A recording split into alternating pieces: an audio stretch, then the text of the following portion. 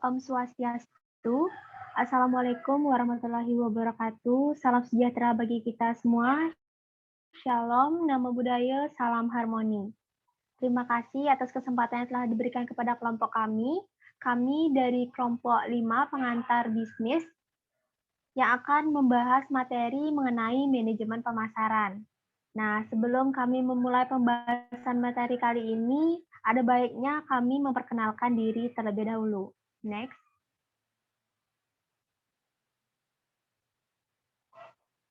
Jadi kami terdiri dari 4 anggota kelompok. Yang pertama itu dari rekan saya. Perkenalkan, nama saya Komang Sri Oktayani dengan NIM 2017-05-1044. Perkenalkan, nama saya Intan Firdaus dengan NIM 2017-05-1048. Perkenalkan, nama saya Nilo Putu Eka Widiartini dengan NIM 2017-05-1054. Dan saya sendiri, Niwayan Tita Anjani dengan NIM 2017-05-1061. Next.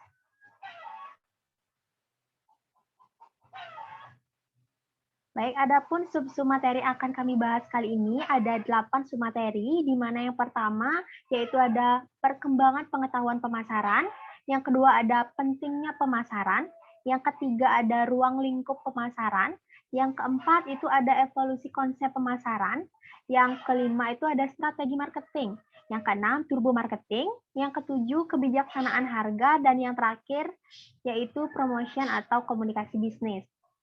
Next. Jadi yang pertama itu akan saya bahas.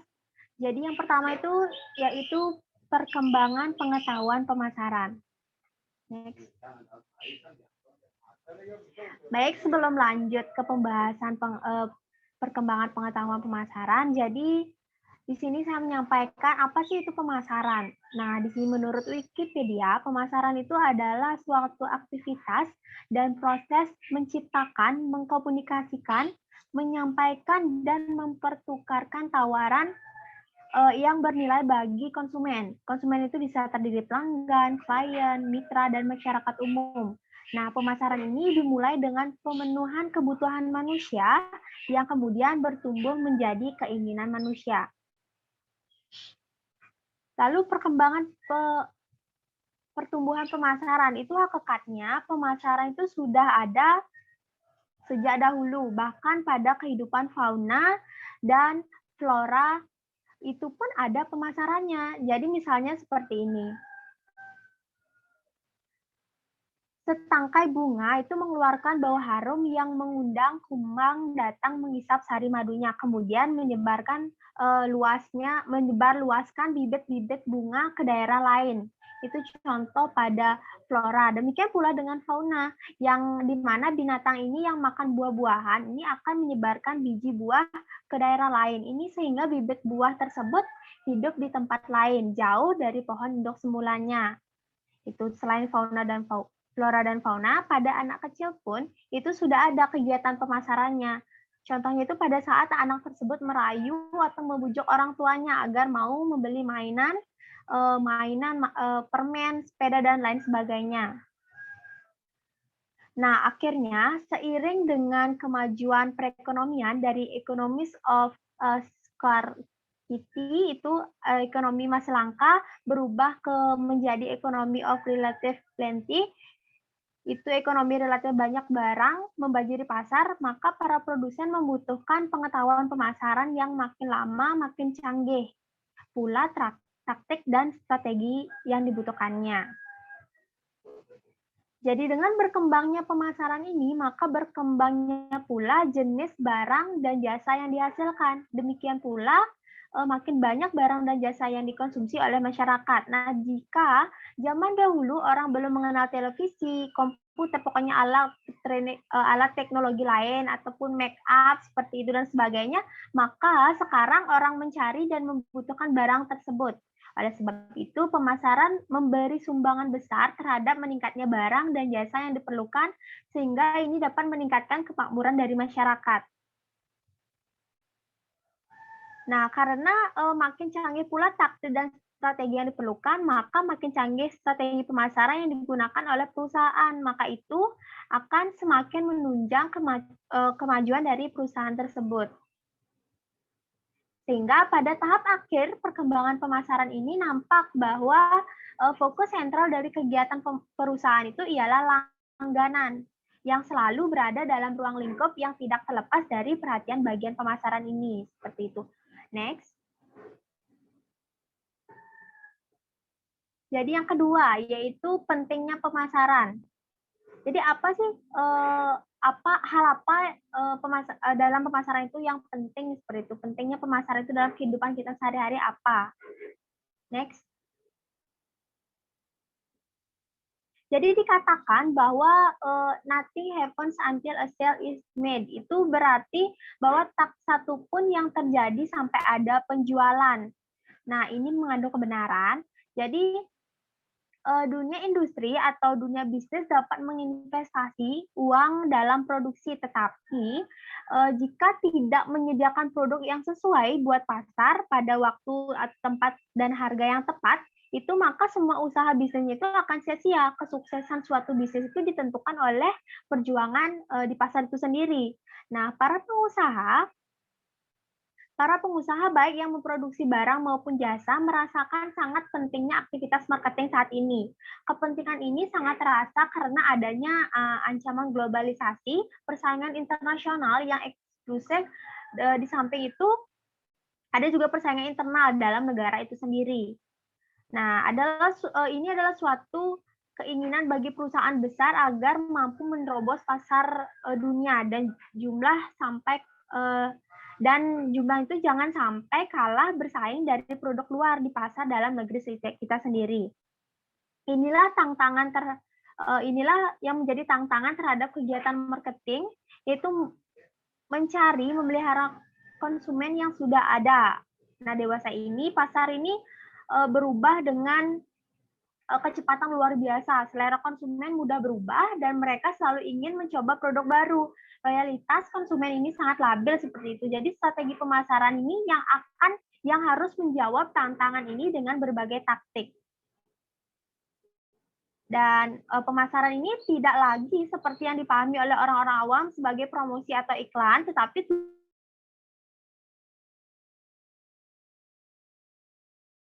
tujuan pemasaran ini itu apabila konsumen tidak merasa puas dengan kegiatan pemasaran suatu perusahaan, maka tunggu saja kehancurannya. Jadi yang di sini, yang kali ini yang kita perlu pahami dari pemasaran itu, tujuan dari pemasarannya itu adalah bagaimana kita mengutamakan kepuasan konsumen itu sendiri. Jadi sekian yang bisa saya sampaikan terkait materi 1 dan 2. Untuk materi 3 akan dilanjutkan oleh rekan saya. Baik, terima kasih atas kesempatannya. Jadi untuk materi 3 yaitu terkait ruang lingkup pemasaran. Next. Baik, di dalam berbagai literatur banyak sekali dibahas materi pemasaran yang di antara lain mencakup yang pertama, fenomena kehidupan masyarakat dilihat dari segi kebutuhan serta keinginan yang beraneka ragam.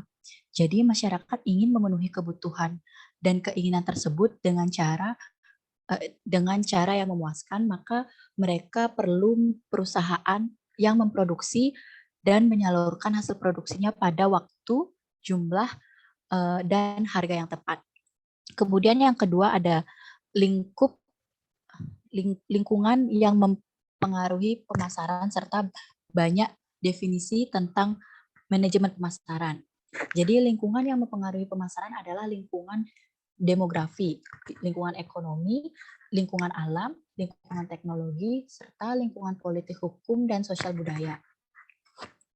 Kemudian yang selanjutnya ada membangun keputusan.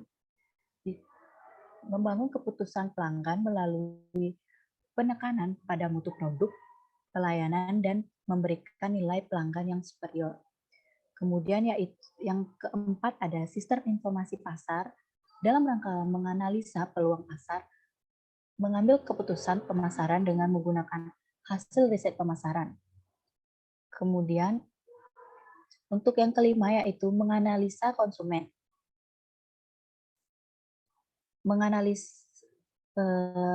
Memelihara langganan dan munculnya loyalitas.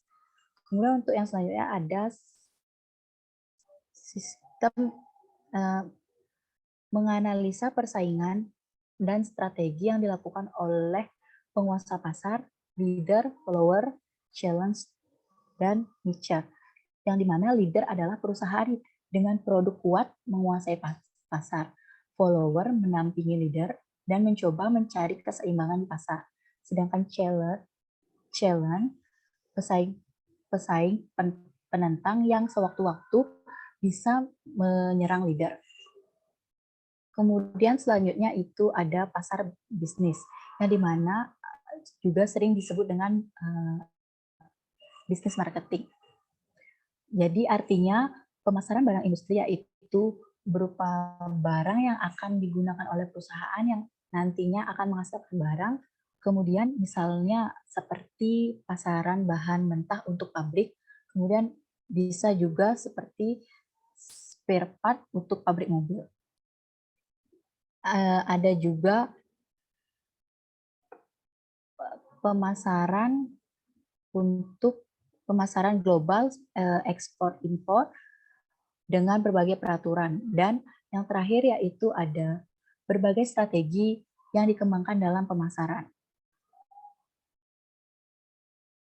Next.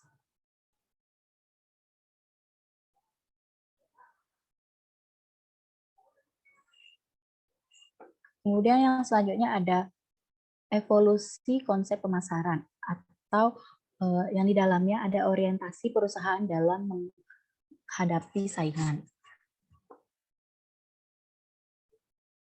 Evolusi ini muncul sejalan dengan orientasi yang dilakukan perusahaan dalam menghadapi persaingan.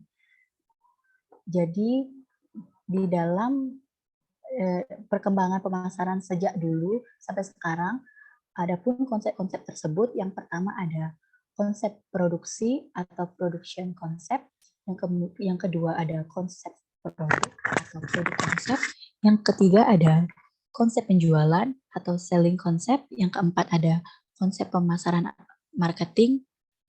konsep pemasaran atau marketing konsep, dan yang kelima ada konsep sosial atau kemasyarakatan, atau yang sering disebut social concept. Kemudian untuk selanjutnya saya akan memaparkan satu persatu dari konsep tersebut.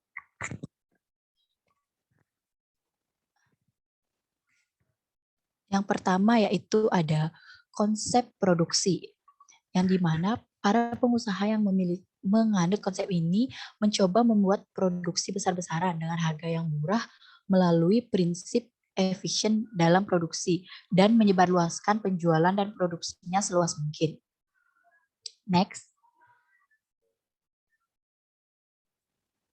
Kemudian yang kedua ada konsep produk. Para pengusaha yang menganut konsep ini berusaha menghasilkan produk yang bermutu. Mereka juga mempunyai maksud saya premis bahwa konsumen selalu menghendaki produk yang berkualitas. Hanya saja di sini muncul masalah tentang bermutu menurut siapa? Apakah menurut produsen atau konsumen? Next.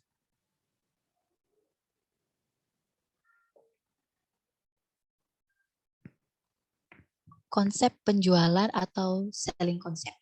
Konsep penjualan ini berorientasi pada promosi, yang dimana artinya produsen membuat produk secara besar-besaran, kemudian berusaha mempromosikan produknya agar laku di pasaran. Produsen ini beranggapan bahwa konsumen harus didorong atau diberi informasi atau dibujuk agar mereka mau membeli produk. Jika konsumen tidak mengetahui adanya produk, tidak mengetahui apa kegunaannya, maka konsumen tidak akan membelinya.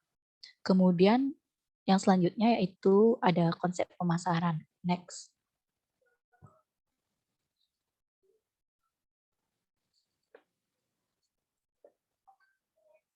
Nah, pada konsep pemasaran ini, produsen yang menganut konsep ini beranggapan bahwa konsumen akan membeli barang jika produk itu sesuai dengan seleranya. Artinya, di mana memenuhi kebutuhan dan keinginan dengan memuaskan. Oleh sebab itu, produsen akan membuat produk yang sesuai dengan selera konsumen agar dapat mengetahui selera konsumen masa kini dan masa yang akan mendatang. Next.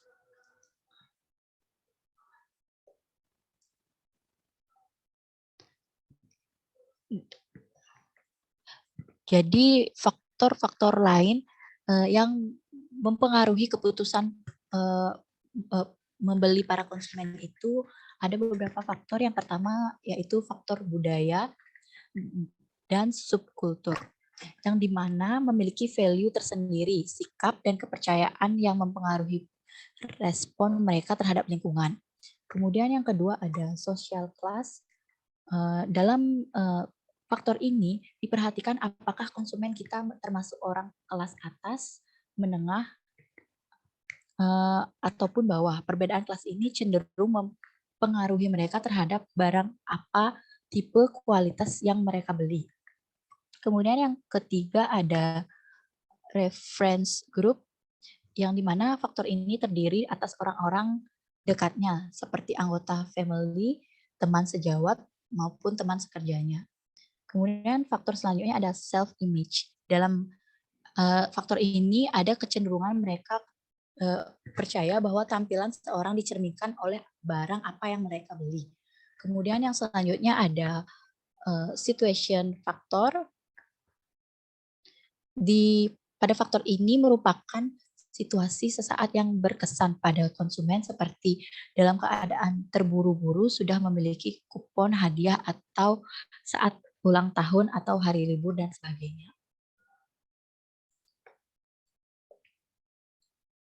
Next.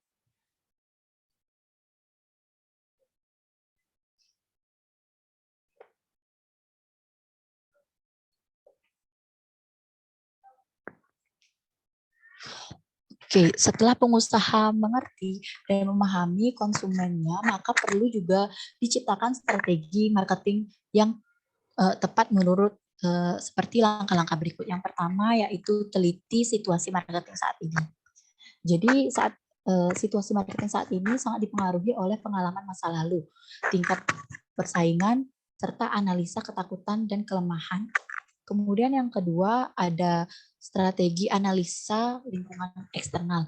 Dalam lingkungan eksternal ini yang mempengaruhi bisnis adalah kondisi ekonomi makro, tingkat bunga, inflasi, pengangguran, dan pendapatan per kapita. Untuk yang ketiga yaitu ada analisa peluang dan arahan untuk mencapai peluang. Jadi bisnis yang sukses adalah yang selalu memperhatikan peluang yang ada, yang dapat diklasifikasi.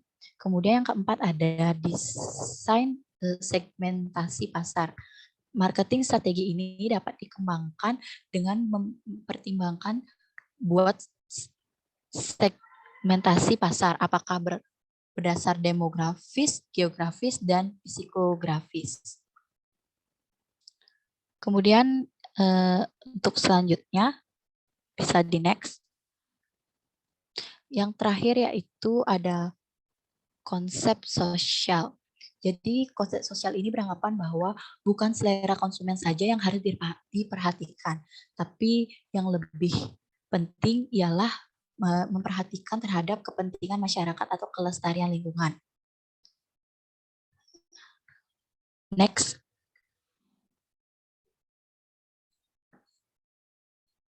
Jadi itu saja materi yang bisa saya sampaikan. Untuk selanjutnya akan disampaikan oleh teman saya.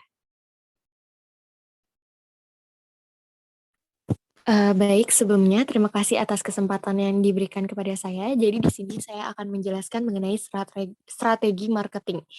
Jadi dalam strategi marketing, mutakhir banyak digunakan kebijakan bagaimana memelihara konsumen dengan jalan memberi kepuasan maksimal, yang mana antara lain, next. Yang pertama ada marketing mix.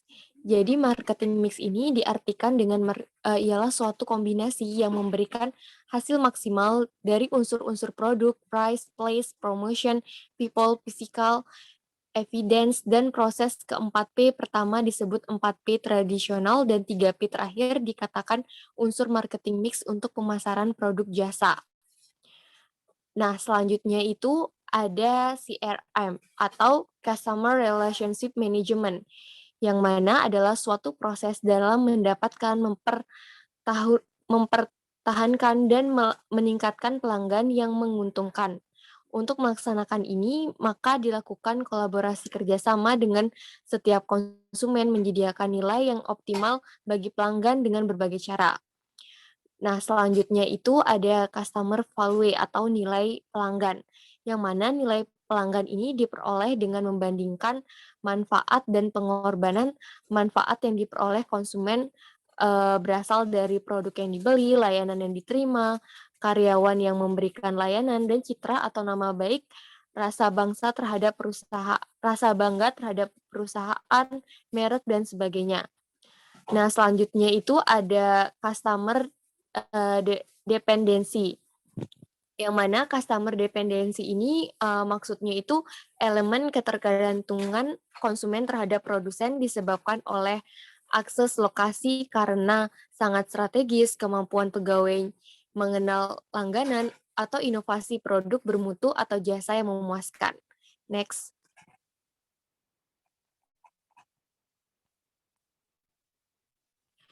Selanjutnya yaitu turbo marketing. Next. Nah, jadi perusahaan ini menerapkan turbo marketing dengan berusaha menekan waktu sehingga perusahaan bisa unggul dalam yang pertama yaitu proses produksi lebih cepat sehingga konsumen tidak lama menunggu. Dan yang kedua yaitu pelayanan lebih cepat sehingga konsumen cepat melihat hasilnya. Sekian presentasi yang dapat saya sampaikan. Untuk selanjutnya akan dilanjutkan oleh teman saya. Terima kasih.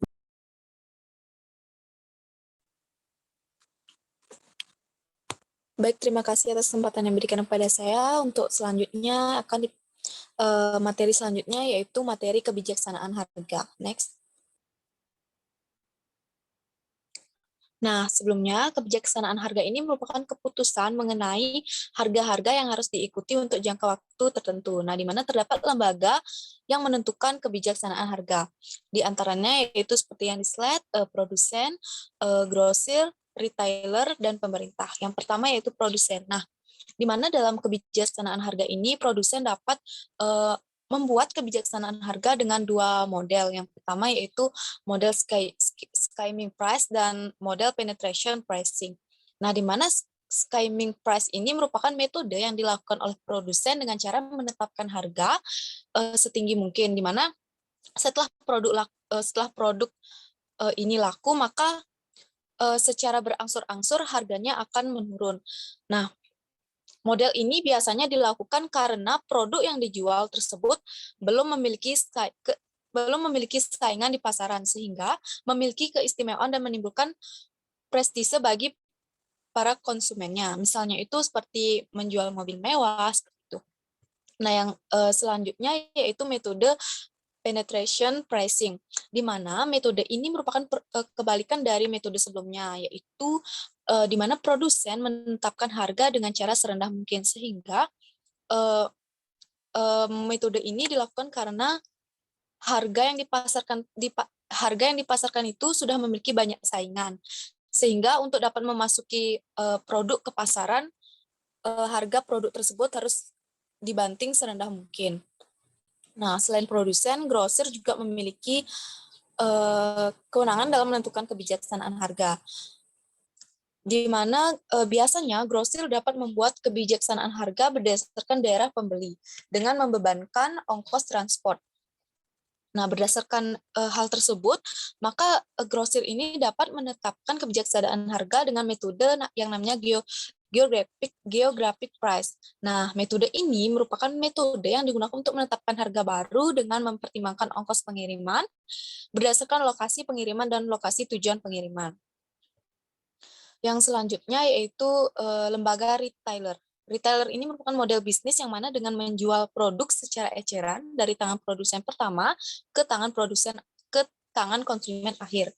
Nah, kebijaksanaan harga oleh retailer ini biasanya lebih banyak variasinya sesuai penggolongan produk yang diinginkan retailer yang dengan tujuan menarik konsumen. Nah, yang selanjutnya yaitu pemerintah. Nah, telah kita ketahui ya, pemerintah ini memiliki peran penting dalam penentuan harga. Nah, kebijaksanaan harga oleh pemerintah dapat dilakukan dengan model selling price dan juga floor price. Selling price ini merupakan di mana pemerintah menetapkan aturan harga tinggi. Dengan adanya metode ini, masyarakat tidak boleh menjual produk dengan harga yang lebih tinggi dari kebijaksanaan yang telah dibuat oleh pemerintah ini. Sedangkan metode floor price ini dikebalikan dari selling price, yaitu pemerintah menetapkan aturan harga terendah di mana dengan adanya model ini atau metode ini, maka masyarakat atau penjual lainnya tidak boleh menjual produk dengan harga yang lebih rendah dari kebijaksanaan yang dibuat oleh pemerintah. Next. Nah, terdapat hal-hal lain yang berhubungan dengan kebijaksanaan harga. Yang pertama yaitu price discount. Nah, price discount ini atau harga diskon dapat diberikan berdasarkan jumlah pembelian produk, musim, sistem pembayaran, atau ada tujuan tertentu oleh perusahaan. Biasanya, semakin banyak pembelian yang dilakukan, maka diskon atau potongan yang diberikan semakin besar. Nah, selain price discount, ada promotional discount. Nah, metode ini dapat dilakukan dengan cara markdown and loss leader. Nah, markdown diskon ini merupakan diskon yang dilakukan untuk memberanikan konsumen membeli barang yang sebenarnya tidak diperlukan. Biasanya metode ini dilakukan untuk menghabiskan stok barang atau mengganti stok barang lama menjadi stok barang baru. Sedangkan loss leader ini merupakan usaha yang dilakukan untuk menjual barang di bawah harga pokoknya, sehingga membuat konsumen untuk membeli barang lain. Selanjutnya yaitu ada penetapan harga barang baru. Nah, penetapan harga barang baru ini biasanya dilakukan dengan cara seperti yang sudah saya jelaskan di atas, yang seperti price capping dengan cara menetapkan harga setinggi mungkin, penetration pricing dengan menetapkan harga dengan serendah mungkin, dan juga geographic pricing, yaitu berdasarkan lokasi pengiriman produk. Next. Untuk materi selanjutnya yaitu promosi atau komunikasi bisnis. Nah, setelah kita ketahui, promosi ini merupakan suatu komunikasi yang memberikan informasi kepada konsumen maupun calon konsumen mengenai suatu produk yang dapat memenuhi kebutuhan dan keinginan konsumen dan mendorong konsumen untuk membeli produk tersebut. Next. Nah, terdapat beberapa elemen promosi yang dapat dilakukan, yang dimana kenal dengan istilah promotion mix. Nah, di mana elemen-elemen tersebut ada 4. Yang pertama, advertising. Advertising atau pengiklanan merupakan suatu promosi yang dapat mencapai daerah yang sangat jauh yang dapat masuk ke rumah penduduk yang tidak mengenal waktu. Nah, biasanya advertising atau pengiklanan ini dapat dilakukan melalui koran, brosur, media elektronik, radio, dan lain sebagainya. Yang selanjutnya ada personal selling. Personal selling ini kebalikan dari pengiklanan, di mana promosi ini dilakukan oleh orang atau pihak pemasaran, penjual secara langsung. Jadi, metode personal selling ini tidak menggunakan media. Dia pihak pemasaran bertemu langsung kepada calon konsumen atau konsumen, sehingga dengan menggunakan metode ini maka dapat mengatasi secara langsung keberatan-keberatan yang diajukan oleh pembeli. Dan pembeli juga dapat berdialog langsung dengan produsen. Next. Mohon maaf, yang selanjutnya bisa kembali ke slide sebelumnya. Oke. Selanjutnya yaitu public relation, di mana public relation ini merupakan promosi yang dilakukan dengan memberikan informasi kepada publik tentang perusahaan dan produk yang dihasilkan. Nah, biasanya informasi yang diberikan itu melalui blog atas nama perusahaan, brosur, atau sponsor dalam event tertentu. Nah, elemen yang selanjutnya itu sales promotion. Sales promotion ini merupakan promosi yang dilakukan dengan memberikan insentif atau hadiah kepada konsumen agar konsumen tersebut tertarik untuk membeli produk yang ditawarkan oleh perusahaan. Nah, teknik ini biasanya dilakukan dengan memberikan sampel gratis, kupon, rabat, diskon, cuci gudang, dan juga dapat dilakukan dengan cara memberikan promo secara besar-besaran. Baik, sekian materi yang dapat saya sampaikan. Untuk waktu dan tempat saya kembalikan kepada moderator. Terima kasih. Baik, terima kasih. Jadi sekian pemaparan materi mengenai manajemen pemasaran dari kelompok kami. Terima kasih atas partisipasinya. See you, dan saya akhiri dengan Santi Om, Santi Om.